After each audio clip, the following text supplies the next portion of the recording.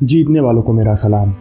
कुछ लोग Alice in Wonderland के सपनों में रहना पसंद करते हैं, लेकिन अगर आप मेरे जैसे हैं तो आपको सच्चाई पसंद है, फिर चाहे वो कठिन या कड़वी क्यों ना हो, क्योंकि आप जो भी कर सकते हो वो केवल असलियत में ही कर सकते हो, ना अपने ख्यालों में, ना अपने सपनों में। अगर आप रॉबर्ट ग्रीन की किताब पढ़ें तो आपको थोड़ी बेचैनी होगी, क्योंकि रॉबर्ट ग्रीन उस दुनिया के बारे में बात करते हैं जो आपके घर से बाहर मिलेगी, ना कि वो दुनिया जो आपके हिसाब से होनी चाहिए।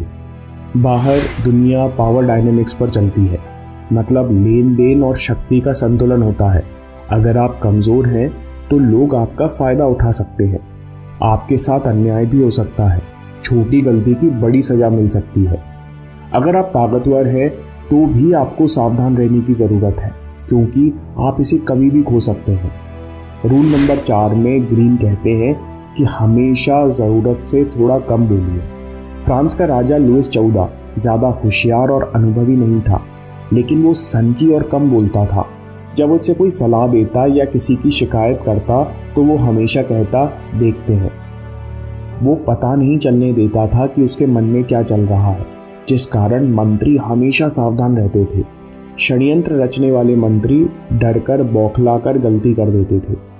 लुई के पास पावर थी क्योंकि वो राजा था, उसे कोई बोलने पर मजबूर नहीं कर सकता था।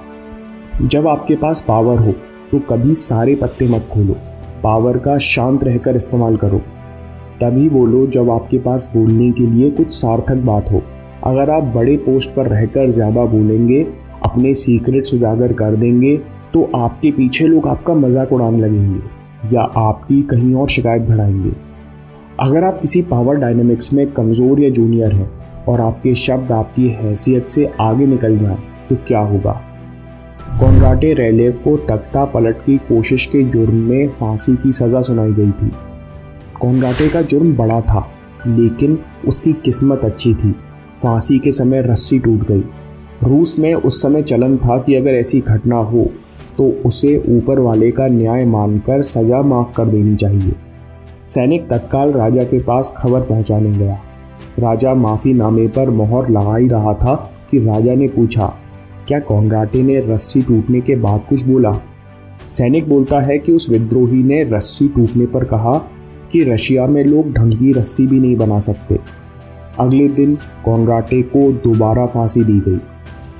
राजा का कोई मन नहीं था कॉनराड को दोबारा सज़ा देने का, लेकिन कॉनराड ने 10 शब्दों में पूरे रशिया को गाली दे दी। उसने रूसियों के गौरव को ठेस पहुंचाई। अगर राजा उसे छोड़ देता तो वो सबके सामने कमज़ोर साबित होता। उस समय बोलकर कॉनराड की ईगो को बहुत अच्छा लगा होगा, लेकिन अगर कॉनराड चुप रह जाता तो वो न केवल जिंदा रहता बल्कि रूस की जनता का हीरो भी बन जाता। इसलिए हमेशा ज़रूरत से थोड़ा कम ही बोलना चाहिए। हम लोग ज़्यादा बोलने की गलती क्यों करते हैं? हमें अपने शब्दों की ताकत और इसका प्रभाव नहीं पता होता। घर में तो गलतियां माफ़ होती रहती हैं, लेकिन बाहर जॉब या बिजनेस में आपके मुंह से निकला एक बुरा जोक, एक नेगेटिव रिमार्क लोगों को आपका दुश्मन बना देता है। ये मुंह पर मुस्कुराते रहते हैं, लेकिन जब भी लोगों को मौका मिलता है तो वे आपका छोटा या बड़ा नुकसान करते हैं। अब अगले नियम की बात करते हैं, जिसको लोग अक्सर तोड़ते हैं। आर्ग्यूमेंट में जीतना कभी असली जीत नहीं होती। अगर आपने किसी को गलत साबित कर भी दिया तो वो आपसे नफरत करने लगेगा। जिन लोगों को बहस करने में मज़ा आता है वो ये बात नहीं समझते कि बहस में कोई न्यूट्रल बात नहीं होती। आप बहस में कितनी भी अच्छी बात करो, उसका असर हमेशा उल्टा ही होगा, क्योंकि लोग ये याद नहीं रखते कि आपने क्या तथ्य कहा था। लोग ये याद रखते हैं कि आपने उन्हें कैसा महसूस कराया था। अगला नियम कहता है, win through your actions not through your arguments. अगर मजबूरी में आपको बहस के पार जाना ही पड़े तो अपनी हरकत से बहस जीतो, अपने शब्दों से नहीं। म्यूशियनस रोम के एक शहर का जनरल था। उसे दुश्मन के बंदरगाह को तोड़ने के लिए एक लंबे मस्तूल वाला बड़ा जहाज चाहिए था। उसने तुरंत राजधानी में बैठे इंजीनियर से जहाज तैयार करने का संदेश भिजवाया। इंजीनियर ने संदेश लाए सैनिक से कहा कि यह गलत डिज़ाइन है। मुझे पता है कि जहाज कैसे बनता है, सैनिक ने समझाया कि जनरल बहस करने वाला आदमी नहीं है, अभी युद्ध का समय है, जैसा डिज़ाइन बोला गया है वैसा बना दो। इंजीनियर ने फिर भी छोटा मस्तूल वाला जहाज भेजा। जनरल को इस नाफरमानी पर बड़ा गुस्सा आया। इंजीनियर को तुरंत बुलाकर न्यायपीठ के सामने पेश किया गया। इस न्यायपीठ में सेना के दूसरे अफसर भी बैठे थे। यहाँ भी इंजीनियर ने तर्क करना शुरू किया कि आप लोगों को एक्सपर्ट की बात सुननी चाहिए। मुझे पता है कि जहाज कैसे बैलेंस होता है। देर तक वो अपनी सफाई देता रहा। जनरल केस खत्म होने तक दांत भींचे सुनता रहा और आखिर में उस बेचारे इंजीनियर को पिटाई की सज़ा दे दी। वो इंजीनियर पूरी सज़ा झेल नहीं सका। हम उस इंजीनियर का नाम भी नहीं जानते। जनरल इतना नाराज था कि उसने इंजीनियर का नाम भी रिकॉर्ड नहीं होने दिया। बेचारा इसलिए कि इंजीनियर अपना काम ही कर रहा था, लेकिन गलत तरीके से।